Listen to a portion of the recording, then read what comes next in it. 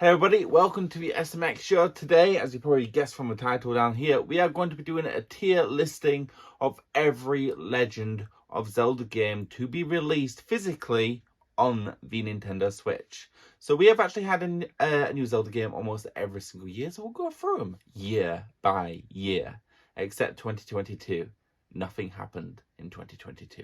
So let's begin. We're starting off with Breath of the Wild, an absolutely amazing Zelda game, one of the greatest Zelda games ever released, and it redefined what makes a Zelda game. And that is going in the tier. Oh, come on, there we go. Tier S. This is about bleeding good. It's such a great game. It's so great. And then so that was 2017. So now in 2018, Hyrule Warriors. Hyrule Warriors. If you played on the Wii U and the 3DS, I own both. Another absolutely amazing game with a unique story, introducing new characters such as Linkle, which is sort of like a female Link. Linkle's there in the on the cover, if you can see. My finger's not covering it. Anyway, great game, but it had its issues. Lots of slowdown. It's not like the good slowdown. It's sort of like it affects the gameplay, if that makes sense. But it didn't make it a terrible game. It just made it difficult to play in places. And plus the story was a bit unimaginative, if you know what I mean. You know, very typical. So that's going in the C tier. Not a bad tier. It's not a bad rating for the game. So then in 2018, so now in 2019, got a rhythm game, Cadence of Hyrule. So if you played Crypt of the Necro Dancer is the cover there, if you want to have a quick look. Not a lot of people have heard of this game. Not a lot of people have played it. And as a result, I actually think it's going to be one of the rarer Zelda games in the future. It's a great game. Amazing art. Amazing music. It has to be because it's a rhythm game. Very steep difficulty curve. Made it a bit tedious and repetitive. It's also a what do you call it when every time you die the world changes? I've forgotten what you call it. Something like gosh dang it, what is it called? Well, it's just something like anyway, really good game.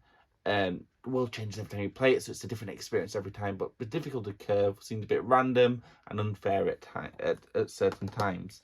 So that is actually going in the B tier. And again, I'm not saying that's a bad game. It's just, especially the DLC it came with, was just, oh my goodness, such an unnecessary difficulty hike. And I don't know about you, but for me, when some games get overly difficult, it takes away from the enjoyment.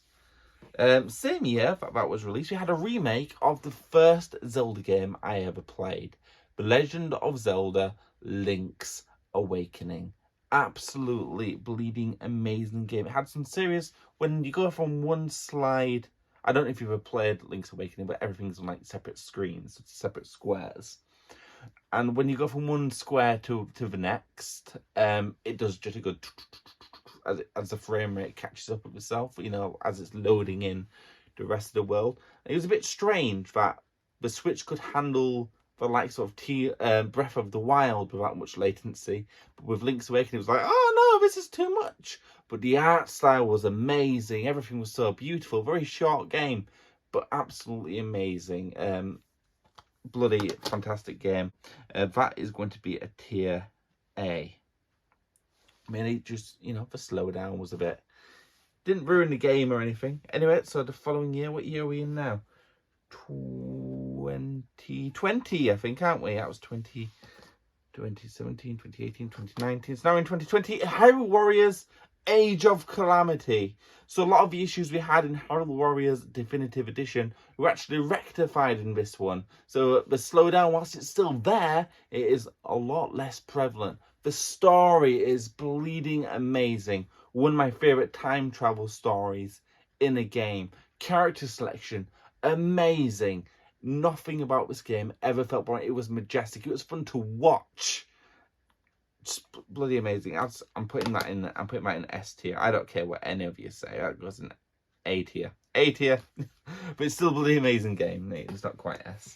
Skyward Sword. got a love-hate relationship with Skyward Sword.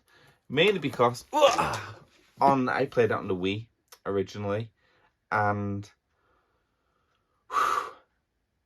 sorry, PTSD. It's so frustrating, trying to point the sword up to open certain doors, and it wasn't registering, and the sword would go do, but I wasn't doing that. And it was so frustrating. It was so annoying. A lot of those issues that were prevalent in the original release of Skyward Sword were fixed for this remaster, this HD remaster. However, I still find it to be a fairly weak Zelda game, possibly the worst one I've ever played, which is a shame because I think this was a 20th anniversary, I think, was Skyward Sword.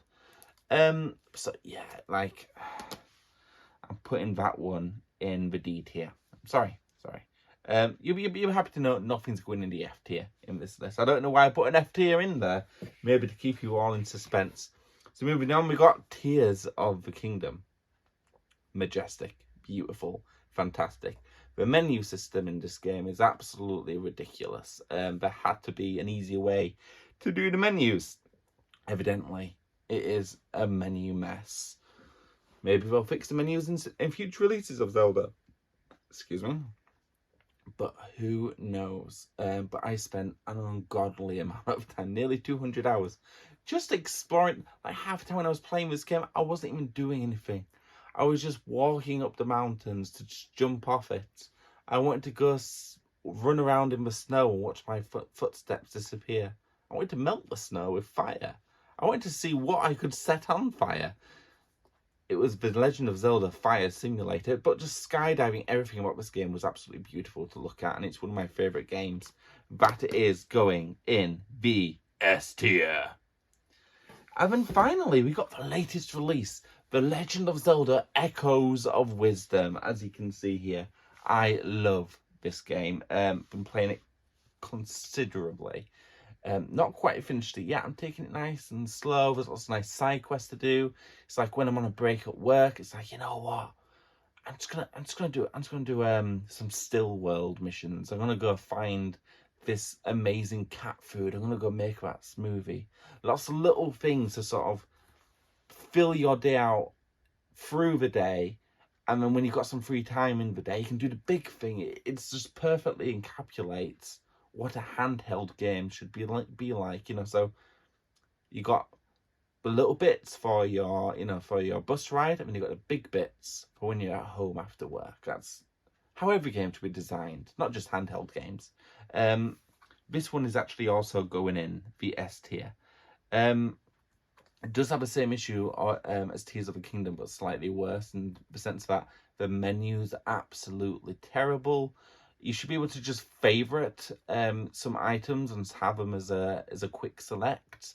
Would solve a lot of the problems in this game, but it's still bleeding amazing, and I've never had so much fun making the bed on a morning. So yeah, that is all the Zelda games that were released on the Switch. Thank you, Nintendo, for releasing all these. We've eaten good. We've done really well on the Switch, and I wonder what Zelda games the Switch 2 will encapsulate. Obviously we'll get a new main entry. We might get some remakes, so Link to the Past, as clearly evidenced with Link's Awakening and then Echoes of Wisdom, that they are going to stick with this sort of chibi style, which I absolutely love. So I am hoping that we will get the likes of Link to the Past, Phantom Hourglass, Spirit Tracks, all remade in this style. It'll be absolutely fantastic, and hopefully with less latency. Anyway, I had a lot of fun making this video. I hope you had fun watching it, and I will see you next Friday. Bye!